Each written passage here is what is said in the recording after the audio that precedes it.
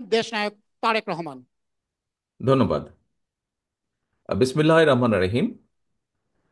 আজকে এনডিএম কর্তৃক আয়োজিত আজকের ইফতার মাহফিলের সম্মানিত সভাপতি জনাব চেয়ারম্যান এনডিএম ববি হাজ্জাদ, উপস্থিত এনডিএম এর অন্যান্য সকল নেতৃবৃন্দ এবং আমার সামনে উপস্থিত সকল আমন্ত্রিত অতিথিবৃন্দ, আসসালামু আলাইকুম। ইফতার খুব বেশি দেরি নেই। আহ, কাজেই খুব ভালো লম্বা কথা হয়তো ভালো লাগবে না। আমার আগে বিভিন্ন ব্যক্তিবর্গ বক্তব্য রেখেছেন। এখানে মূলত যারা বক্তব্য রেখেছেন সকলেই রাজনৈতিক বক্তব্য রেখেছেন। এখানে আমার কিছুক্ষণ আগে মাহাদি আমিন একটি বক্তব্য রেখেছে এবং তার একটি কথাই সে বলেছে, যেহেতু এখানে আমরা মূলত রাজনৈতিক নেতৃবৃন্দ বা রাজনৈতিক কর্মীবৃন্দ এখানে উপস্থিত আছে, স্বাভাবিকভাবে অনেকগুলো দল আমরা এখানে আছি এবং স্বাভাবিকভাবে প্রত্যেকটি দলের আদর্শ তো একদম এক হবে না, অবশ্যই আলাদা আলাদা কিছু আছে। তবে অবশ্যই আমি মনে করি, বিশ্বাস করি, মূল বিষয়টি এক জায়গায় এবং সেটি হচ্ছে গণতন্ত্র বা ডেমোক্রেসি। সেটি হচ্ছে একটি মানবিক বাংলাদেশ। সেটি হচ্ছে একটি বাংলাদেশ যেখানে মানুষের কথা বলার অধিকার থাকবে। সম্মানিত উপস্থিতিবৃন্দ, এই বিষয়ে আমরা অনেকগুলো কথা এর ভিতরেই শুনে ফেলেছি, আমি সেজন্য সেই বিষয়গুলোতে যাব না। এই মুহূর্তে বাংলাদেশের সবচেয়ে একটি বহুল আলোচিত বিষয় হচ্ছে সংস্কার। আমরা এখানে যেই রাজনৈতিক দলগুলো আছি, এই রাজনৈতিক দলগুলো বিগত 15 বছর ধরে, মোটামুটি এখানে উপস্থিত সকল রাজনৈতিক দলগুলো আমরা বিগত 15 বছর ধরে আন্দোলন সংগ্রাম করেছি আমাদের হারিয়ে যাওয়া বা ডাকাতি করে নেওয়া অধিকারকে প্রতিষ্ঠিত করার জন্য, জনগণের সেই অধিকার। সেটাতে আমরা পার্টলি আলহামদুলিল্লাহ সাকসেসফুল হয়েছে। আমি আমি আমি একজন রাজনৈতিক কর্মী হিসেবে মনে করি। এখন বিভিন্ন আলোচনা চলছে সংস্কারের, বিভিন্ন সংস্কার বলতে আমরা যা যা যেখান থেকে যার যার অবস্থান থেকে বুঝি সেই আলোচনাগুলি চলছে। আহ, যেই কথাটি বলছিলাম যে আমরা রাজনৈতিক দলগুলো এখানে যারা আছি, ছোট বড় মাঝারি যেভাবেই বলি না কেন, বিষয় সেটি নিয়ে, বিষয় হচ্ছে রাজনৈতিক দলগুলো আমরা আন্দোলন সংগ্রাম করেছি এই দেশের মানুষকে মুক্ত করার জন্য, একটি পরিবর্তনের জন্য, ভালো একটি পরিবর্তনের জন্য, মানুষের অধিকার, ভোটের অধিকার, কথা বলার অধিকার যেভাবে বলি সেটিকে প্রতিষ্ঠিত করার জন্য। প্রিয় আমন্ত্রিত উপস্থিতিবৃন্দ, অতিথিবৃন্দ, আহ, আমরা যারা আন্দোলন করেছি সেই দলগুলো কম বেশি অনেকগুলো দল একসাথে বসে আমরা 31 দফা উপস্থাপন করেছি জাতির সামনে। সেই 31 দফা আমরা আজ থেকে প্রায় 2.5 বছর আগে, মোটামুটি কম বেশি 2.5 বছর আগে উপস্থাপন করেছি, যখন অনেকেই বলেননি সংস্কারের কথা। আমরা যেই স্বৈরাচারের বিরুদ্ধে আমাদের দলগুলোর শত শত হাজারো নেতাকর্মী গুম খুনের শিকার হয়েছে, অত্যাচারিত নির্যাতন হয়েছে, সেই সেই স্বৈরাচারের বিরুদ্ধে রক্তচক্ষুকে উপেক্ষা করে আমরা সংস্কারের প্রস্তাব জাতির সামনে উপস্থাপন করেছি। তারই ধারাবাহিকতায় এখন বিভিন্ন জন বিভিন্ন সংস্কারের কথা বলছেন, আলোচনা হচ্ছেন। আমরা যেহেতু প্রথম উপস্থাপন করেছি 2.5 বছর আগে, আমরা তারপরেও এটিকে ওয়েলকাম করি।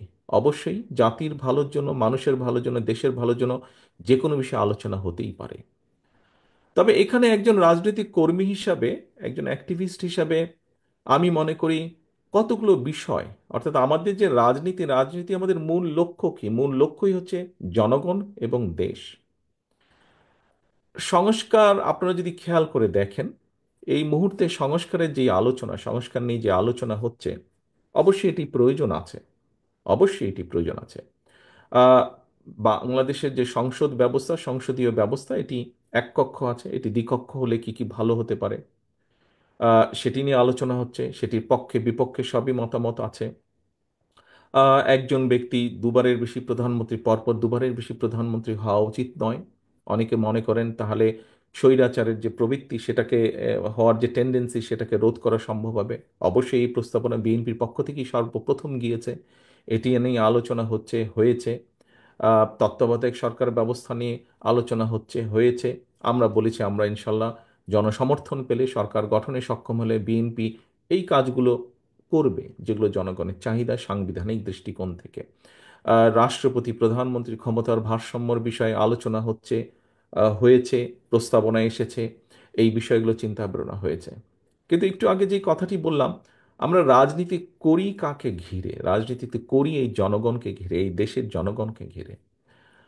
আমরা রাজনৈতিক দলগুলো শুধু এইগুলার ব্যাপারে প্রস্তাবনা দিয়েছি, দেওয়াটাই উচিত, দেওয়াটাই স্বাভাবিক। কিন্তু কেন আমরা রাজনৈতিক দলগুলোর অবস্থান থেকে আরো কিছু বিষয়ে প্রস্তাবনা উপস্থাপন করছি না?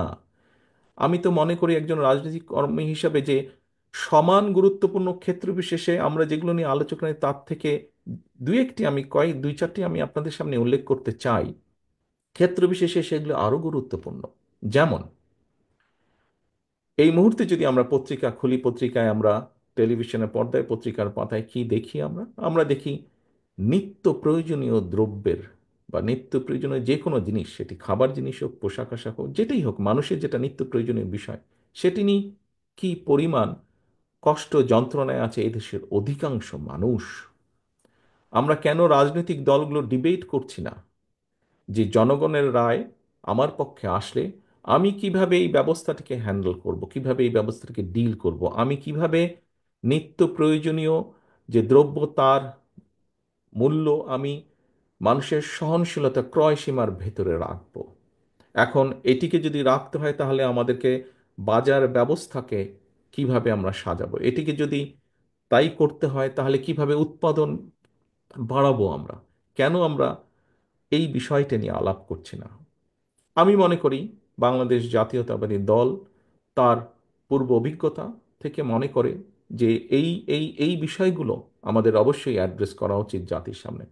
শুধু তত্ত্বাবধায়ক সরকার ব্যবস্থা, শুধু সাংবিধানিক ব্যবস্থা, শুধু ভোটের ব্যবস্থা, বিভিন্ন ব্যবস্থা, সেগুলো যেরকম আলোচনা হওয়া উচিত, তার থেকে বেশি আলোচনা হওয়া উচিত বা সমান পরিমাণ অন্তত আলোচনা হওয়া উচিত কিভাবে মানুষের এই সমস্যার সমাধান করবে, কোন দল কিভাবে করবে। প্রিয় উপস্থিতিবৃন্দ, আমি মনে করি এই আলোচনা নিত্য প্রয়োজনীয় দ্রব্যের বিষয়, যেমন উৎপাদন ব্যবস্থা, বাজার ব্যবস্থা, এটি নিয়ে যেরকম আলোচনা করা উচিত, এটি নিয়ে যেরকম প্রস্তাবনা থাকা উচিত, প্রস্তাবনা থাকা উচিত, ডিবেট হওয়া উচিত বিভিন্ন রাজনৈতিক দলের মধ্যে, যে একজন নাগরিকের 20 কোটির প্রায়, আমরা সবাই জানি জনসংখ্যা কোনোভাবেই 20 কোটির কম নয় এই দেশে। 20 কোটি জনসংখ্যা বহুল একটি দেশের মানুষের একটি প্রাইমারি প্রয়োজন হচ্ছে মিনিমাম চিকিৎসা ব্যবস্থা।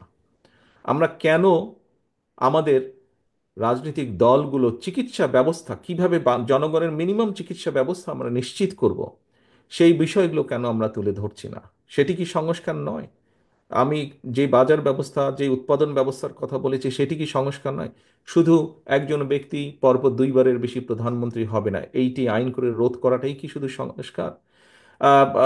শুধুমাত্র তত্ত্বাবধায়ক নির্বাচনের সময়, জাতীয় নির্বাচনের সময় তত্ত্বাবধায়ক সরকার ব্যবস্থা করতে হবে, অবশ্যই করতে হবে নিরপেক্ষ নির্বাচনে, কিন্তু সেটি কি শুধু সংস্কার? বাজারের ব্যবস্থা, চিকিৎসা ব্যবস্থা, এটি কি সংস্কার নয়? আমি তো একজন রাজনৈতিক কর্মী হিসেবে মনে করি এটিও সংস্কার ব্যবস্থা। আমাদের আমাদের ডাইরেকশন থাকতে হবে, আমাদের প্ল্যান থাকতে হবে, আমাদের তুলে ধরতে হবে জনগণের সামনে যে আমি জনগণের রায় যদি সমর্থন পাই, আমি চিকিৎসা ব্যবস্থার জন্য এই করতে চাই যেখানে জনগণের মিনিমাম চিকিৎসা সুবিধা দেওয়া সম্ভব হয়। প্রিয় আমন্ত্রিত অতিথিবৃন্দ, সংস্কারের তো আরেকটি বিষয় আছে। এই 20 কোটি মানুষের দেশে আমাদের ভবিষ্যৎ প্রজন্ম আছে।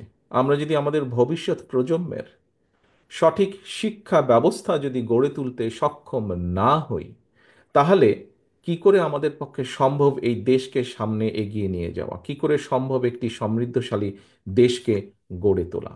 অবশ্যই আমাদের এই বিষয়ে ডিবেট থাকা উচিত। অন্তত এই বিষয়ে আমাদের শুধু ডিবেট নয়, প্রত্যেকটি দলের পক্ষ থেকে একটি কর্ম পরিকল্পনা থাকা উচিত যে আমরা কি ধরনের শিক্ষা ব্যবস্থা, আমরা বলি অনেক সময় বক্তব্যের মধ্যে বলি উৎপাদনমুখী শিক্ষা ব্যবস্থা।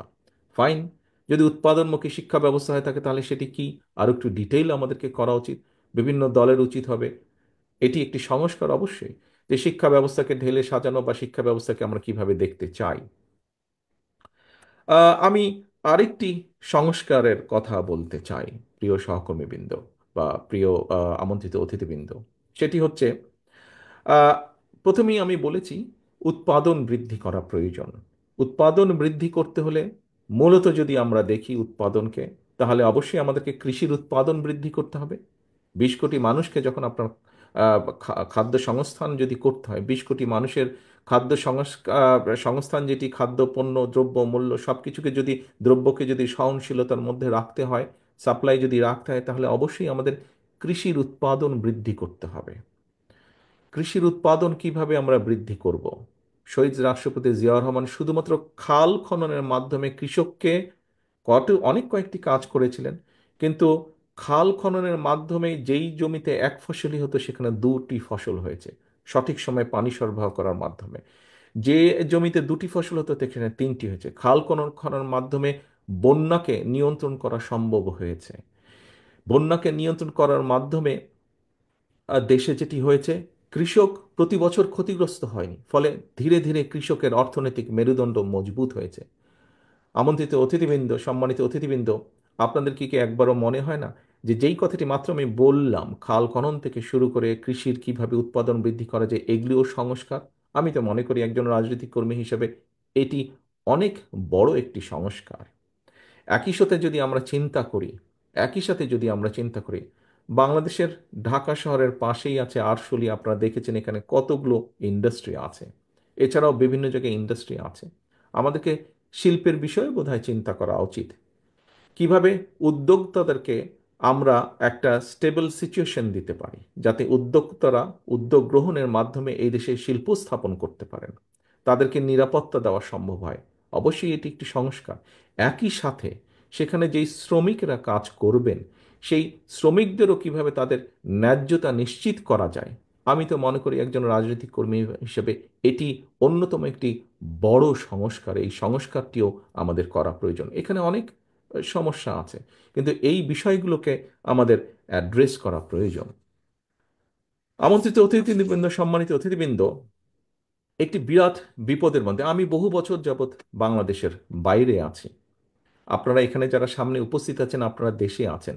প্রায় আমরা দেখেছি, বিশেষ করে স্বৈরাচার সময় তো প্রায় আমরা নিউজে দেখতাম পরিবেশ দূষণ। ঢাকা শহর সহ সমগ্র বাংলাদেশে পরিবেশ দূষণ, অত্যন্ত তীব্র মাত্রায় পরিবেশ দূষণ। সামগ্রিকভাবে সমগ্র বাংলাদেশই পরিবেশ পরিবেশ হুমকির সম্মুখীন। আমরা কি রাজনৈতিক দলগুলো জাতির সামনে পরিবেশের ব্যাপারে সংস্কার উপস্থাপন করতে পারি না? কিভাবে আমরা পরিবেশের উন্নতি ঘটাতে পারি? এই যে দূষণকে কিভাবে কমাতে পারি? আমি তো মনে করি এই দূষণ কমানোটিও একটি সংস্কার প্রস্তাব বা সংস্কারের একটি বড় অংশ। কারণ এই দূষণের কারণে প্রতি বছর লক্ষ লক্ষ শিশু, কোটি কোটি মানুষ অসুস্থ হয়ে যাচ্ছেন শারীরিকভাবে। সেটি পলিউশন, বিভিন্ন রকম পলিউশন, শব্দ পলিউশন বলেন, সেটি ধোঁয়ার পলিউশন বলেন, ধুলাবালির পলিউশন বলেন, যেটি বলি না কেন, আমরা এই পলিউশন থেকে কিভাবে আমরা রাজধানী সহ সমগ্র দেশকে রক্ষা করতে পারি, দেশের মানুষকে রক্ষা করতে পারি, এ ব্যাপারেও তো আমরা আমাদের পরিকল্পনা উপস্থাপন করতে পারি জাতির সামনে। প্রিয় সহকর্মীবৃন্দ, আরেকটি বড় বিষয় আপনাদের সামনে তুলে ধরতে চাই। আমি আমি মনে করি এটি অত্যন্ত গুরুত্বপূর্ণ একটি সংস্কার। এটি আমাদের রাজনৈতিক দলগুলো, যারা আমরা জনগণের রায় চাই, আমি তো মনে করি জনগণের সামনে আমাদের এই ব্যাপারেও এটিকেও সংস্কার প্রস্তাব বিবেচনার দরকার নেই। আমি তো মনে করি এটি সংস্কার প্রস্তাব। 20 কোটি মানুষ যদি আমরা ধরে নিই, 20 কোটি মানুষের প্রতিদিনের ব্যবহার্য পানি, কি পরিমাণ পানি প্রয়োজন হয়, প্রতিটি মানুষ কি তার ব্যবহারের জন্য যথেষ্ট পানি, পিওর পানি কি আমরা সরবরাহ করতে সক্ষম হচ্ছি? আমরা হয়তো হচ্ছি না। তাহলে এই 20 কোটি মানুষকে কিভাবে আমরা পানির, খাবার পানি বলেন, ব্যবহার্য পানি বলেন, মিনিমাম পিওর পানি আমরা তাদেরকে সরবরাহ করতে পারি? এটি কি একটি সংস্কার প্রস্তাব হতে পারে না? অবশ্যই এটি হতে পারে। আমরা কি চিন্তা করে দেখেছি, সারা বিশ্বে কিন্তু এখন পানি এবং পানির সাথে একই সাথে জ্বালানি, সেটি জ্বালানি বিভিন্নভাবেই হতে পারে, পেট্রোলিয়াম হতে পারে, গ্যাস হতে পারে, জ্বালানি একটি ক্রাইসিস আস্তে আস্তে তৈরি হচ্ছে সমগ্র পৃথিবীতে। 20 কোটি মানুষের জ্বালানি ব্যবস্থা কি হবে, কি কি হতে পারে, কিভাবে আমরা জ্বালানি কমফোর্ট দিতে পারি মানুষকে, সেটিও তো সংস্কার প্রস্তাব আমি মনে করি। এবং সে ব্যাপারেও আমাদের চিন্তা পরিকল্পনা জাতির সামনে উপস্থাপন করা উচিত। প্রিয় সহকর্মীবৃন্দ, আমাদের এই যে আপনাদের সামনে ইফতারের আর বেশিক্ষণ সময় নেই, আমি বক্তব্য বাড়াবো না। আমি এখানে উপস্থিত যারা রাজনীতিবিদ আছেন, সকলকে আমি অনুরোধ করব, আসুন জনগণের এই বিষয়গুলোর ব্যাপারেও আমরা চিন্তা করি, কথা বলি। আমাদের এই ব্যাপারেও আমাদের কি কি সংস্কার আছে সেগুলো আমরা তুলে ধরার চেষ্টা করি। আমরা আমরা বাস্তবধর্মী সমালোচনা অবশ্যই করব একজন আরেকজনের, কিন্তু সমালোচনা করতে গিয়ে এমন পরিস্থিতিতে যাতে আমরা এসে না দাঁড়াই যেখানে আমরা জনগণের এই ইস্যুগুলোকে, দেশের এই ইস্যুগুলোকে আমরা অ্যাড্রেস করতে ভুলে যাব। আমাদের কাছে অন্য কিছু মুখ্য হয়ে যাবে, এগুলো গৌণ হয়ে যাবে। এটি যদি হয় তাহলে এই দেশের সম্ভাবনা সব শেষ হয়ে যাবে, নষ্ট হয়ে যেতে পারে। এবং অবশ্যই এটি আমাদের এই ঘরে উপস্থিত কারোরই সেটি চাওয়া নয়, কারোরই সেটি চাওয়া নয়। আসুন আমরা এখনই, নিশ্চয়ই আমি যতটুকু জানি এখন মোনাজাত হবে, আসুন আমরা আজকে এই রমজানের দিনে, রোজার সময় আমরা এই মুহূর্তে আল্লাহর দরবারে হাত তুলি, আল্লাহর দরবারে হাত তুলে আমরা আল্লাহর কাছে আহ, রহমত চাই, যাতে এখানে আমরা যারা উপস্থিত আছি রাজনীতিবিদ হিসাবে, আমরা যাতে এই বিষয়গুলি সহ দেশ ও জাতির প্রয়োজনে যেগুলি গুরুত্বপূর্ণ বিষয়, সেই বিষয়গুলো আমরা একসাথে বসে আলোচনা করে যাতে আমরা জনগণের সেই সমস্যাগুলো ধীরে ধীরে কমিয়ে আনতে সক্ষম হই। আল্লাহ যাতে আমাদেরকে সেই তৌফিক দেন, আল্লাহ যাতে আমাদেরকে সেই রহমত দেন, আমরা আল্লাহর কাছে সেই দোয়া চাই।